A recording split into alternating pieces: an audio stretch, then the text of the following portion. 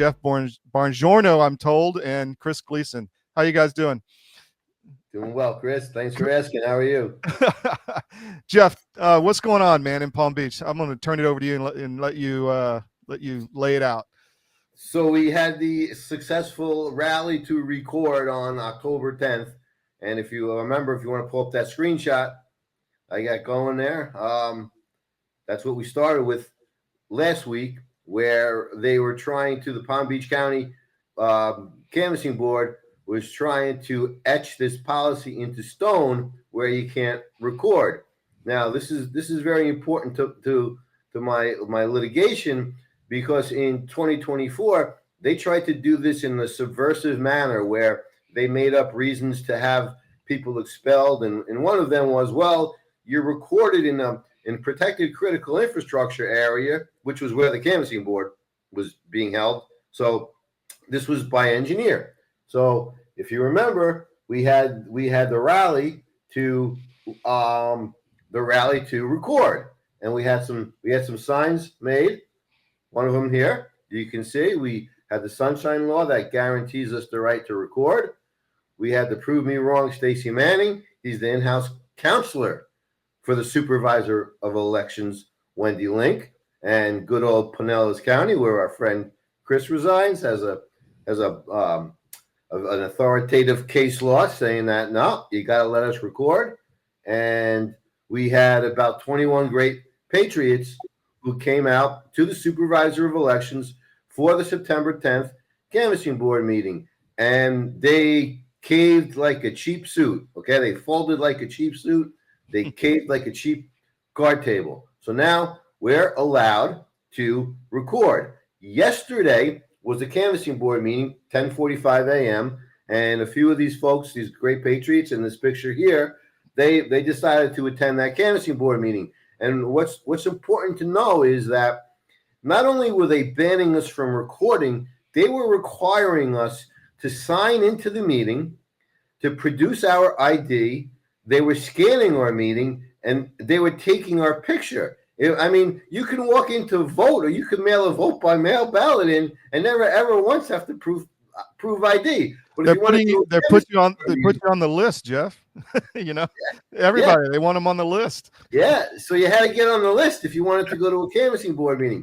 So I got reports back yesterday that they walked in, it was like butter. There was no ID requirements, no photos, and they were allowed to videotape. So I want to thank these great patriots, Bob Wood, who helped organize, a guy named David Wood, Mary Kelly. There's just too many to name.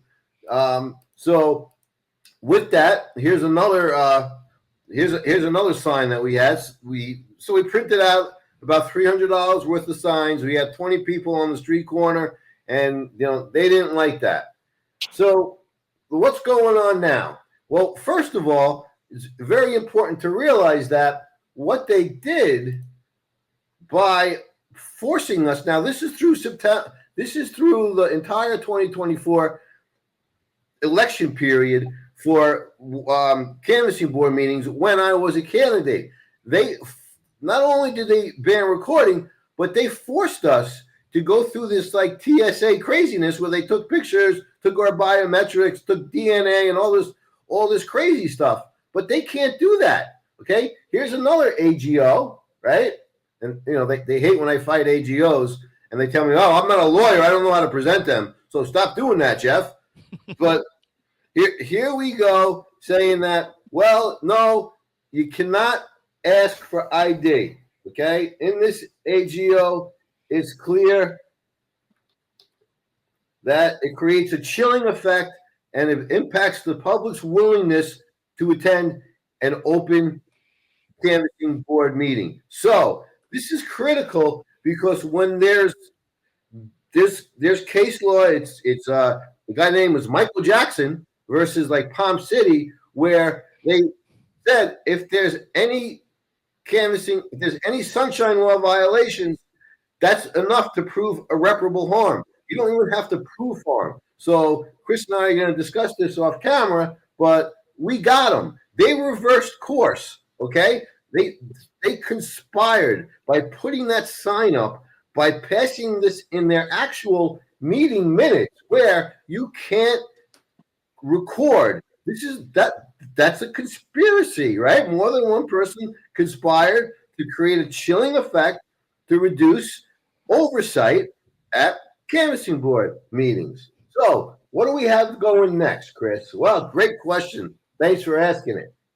What we have on October 24th at 3:30 p.m., we're going to hold the rally to repay because Wendy Link has benefited more than her annual salary. She's benefited over $200,000 in fees paid to her legal defense. And as we talked about last week, we know that neither county funds are available in the office of the supervisor of election may be expended to defend a supervisor of elections who has been made a party defended. This is the exact scenario, the exact law. It's been updated to so now it's 102.168. These are just details in the weeds. But the reason I bring the details in the weeds up is I'm emailing the chairman of the Palm Beach County Republican Executive Committee, and I think Chris is on the chain, and he's telling me that, well, these AGOs, they don't say what they say, and you can't help that. I'm on that email chain too, Jeff. I've been humorously watching that exchange going on. Yeah. So he's, basically Wendy Link's lapdog. Okay, everyone has to realize that these Republican executive committees that are under the spell of the Republican Party of Florida, their main job is to convince people that Bongi and Chris are crazy election deniers. And with that, I'm sure Chris has some input. Go ahead, Mr. Gleason. How you doing? I'm doing well. Good to see you. So, we know conclusively that the elections here in Florida have not been legally administered nor legally certified. And they have been doing their best, their very, very best, throwing compromised judges at us, allowing for taxpayer funds to help conceal the fraud and the breach of public trust. And, we're really just holding them accountable at this point. There's no escaping it. They like to try to ignore us or minimize what we're doing or saying, like what Carl Cassio is saying over there in Palm Beach County.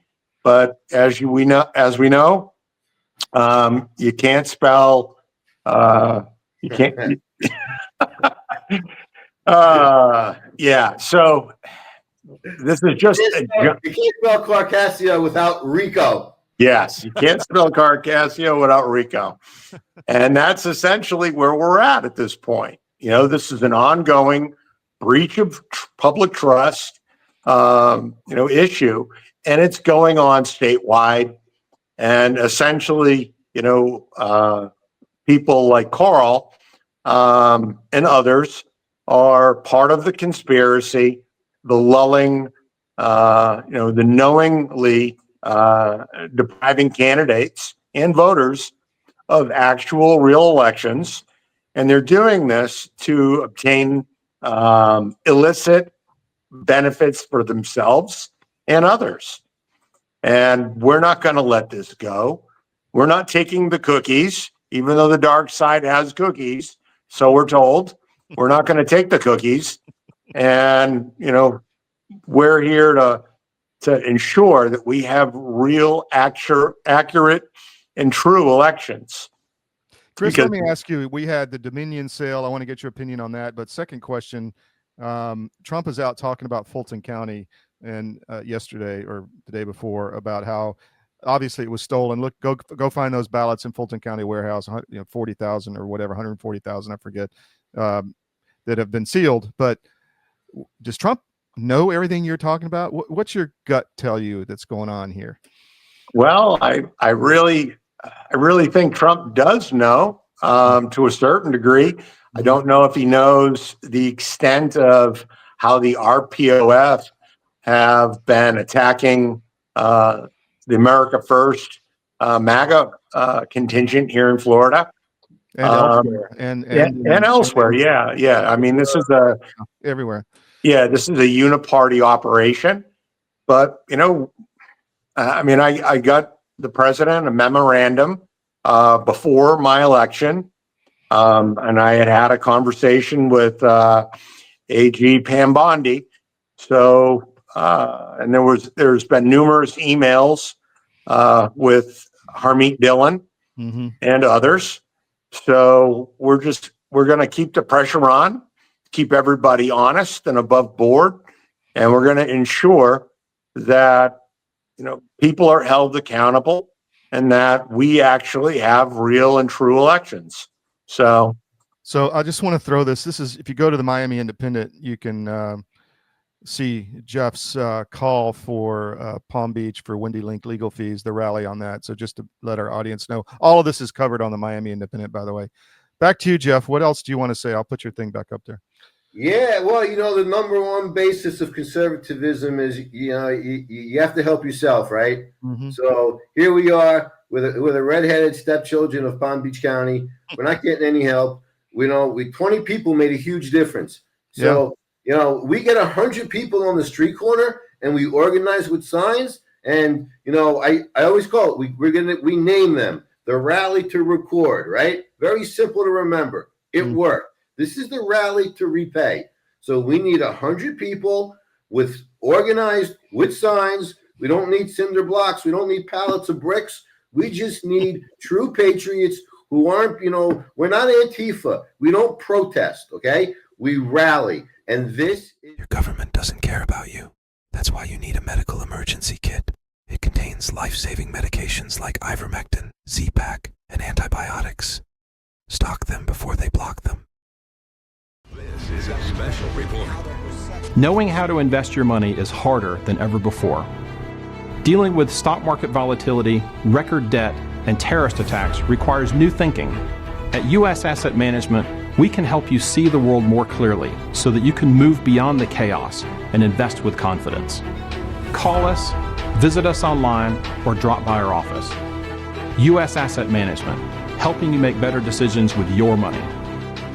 This is the rally to repay and to make this woman pay. And once we don't have to go into the machines and all this other technical stuff that they intentionally block out. I mean, either they don't have the mental capacity or they just block it out.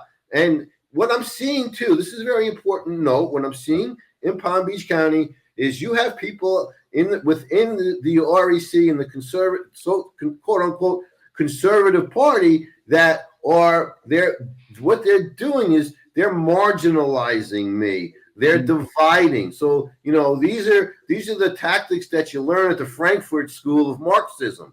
Yeah. And this is what's being done. You have these trusted people in the Republican Party. I call them Crawl with a K for Karl Marx.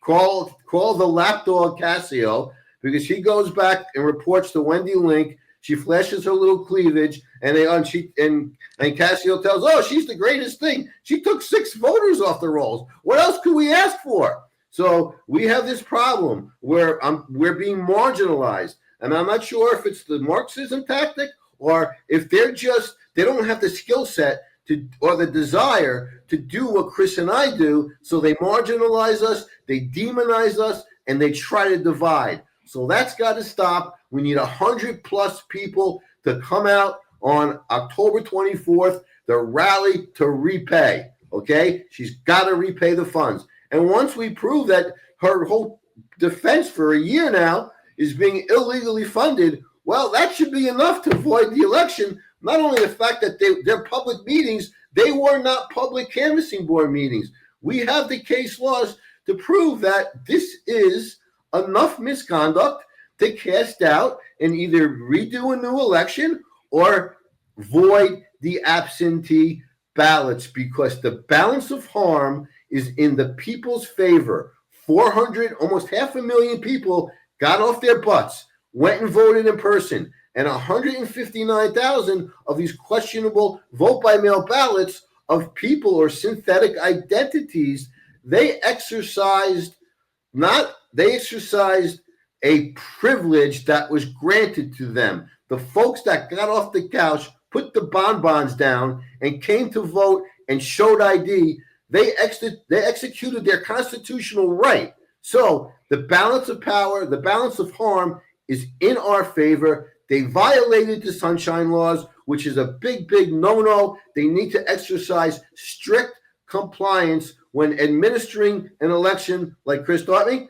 And that's it. It's game, set, match. We just need to keep this going. We need to keep the funding coming in. Help, that's tiny URL, help /help Bongi. Tiny URL /help Bongi. Keep the cash rolling in, and we're going to take her down. It's just a matter of time. So in Georgia, a lot of people like you pushed back, and I see a lot of similarity in what's going on in Georgia and Florida with the Republican Party.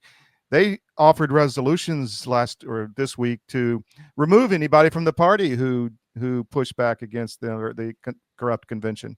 Have you heard anything like that from the RPOF? I know they've canceled RECs in certain counties.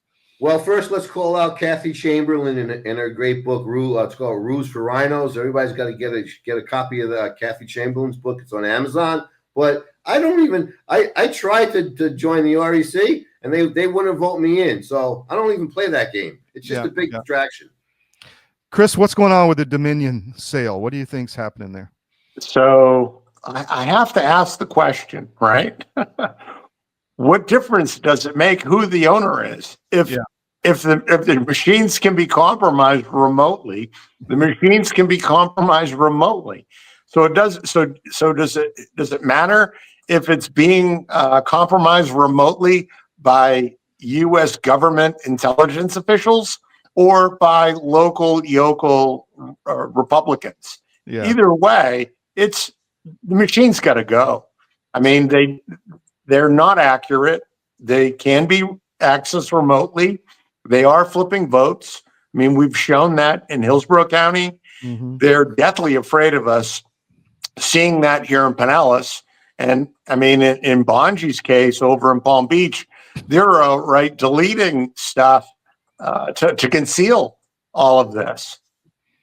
So don't say log files. Don't say EL68A. Don't say log files. It's like Niagara Falls. Remember Niagara Falls? You can't say EL68A. You can't say log files. They melt down. And that's what we need. Are they going to pass a law that you can't say that now? Or you probably Florida election integrity? I don't know. We had don't say gay. Didn't we have don't say gay for a while? We're going to have don't say EL68A. So a lot of people were saying ding dong Dominion's dead. That's not really a thing, huh? No, it's a rinse and repeat. They changed the name, right? And move the assets to another area. Yeah. And I mean, that's what we have. I'm no lawyer, but I stayed at the Holiday Inn Express last night. Doesn't that mean that all the actions and all the lawsuits that were done, all of this illegalities and treason that Dominion committed, now it's closed. Who are you going to sue? Yeah, that's true. There's get rid of the company and put a new sticker on it. What else, Chris, or Jeff? You got anything else before we go? I just want to thank we had 21 great people. They came out. It was great. One of the sheriffs actually, there were sheriffs out there. I'm like, here we go again with the sheriffs. I wanted to have like Peter Tickton, a lawyer there, so we don't get arrested. And they held the door open for us. They were very nice. And on the way out, a sheriff actually said, "Thank you for breaking her spell." And wow. I got a text from one of the detectives who's been assigned to all these baseless claims. He sent me a text with just 3 letters, WOW. Wow. So outstanding. Yep. It's kind of the feeling I had after Chris's trial or hearing. I was like, wow. Yeah. What about you, Chris? What else you got to say, man? Well, we're waiting on the Florida Supreme Court and their decision on whether or not judges who have actual conflicts where they're witnesses, where they're victims. So it's going to be very interesting to see how how the Florida Supreme Court rules. We're still waiting to hear from them. I think we may have some new stuff to file if they don't hurry up, but we'll see. We'll see how things pan out here. We had a big thing with the United States Supreme Court, where one of the judges disqualified himself from taking on the decision whether or not to hear Loomer's internet censorship case. So, yeah, one more instance where judges realize that if they're actually connected to a case, they can't preside over it. For some reason, the DCA judges here in Florida, that's unclear to them. And if that's unclear to them, what else is unclear to them? Where there's smoke, there's fire, right? Maybe these judges aren't fit to be presiding over cases, or they're just trying to cover up the fraud. What about all that sealed evidence you presented that they completely put the big kibosh on? When are we going to see that in a legal sense? Well, we're going to see how the Florida Supreme Court rules on it, because that's just, part of what will end up having to come out. But you'll definitely see those sealed exhibits in some upcoming federal litigation, because we have been reserving our rights for federal remedies. So, and that's going to be a really, really, really big thing.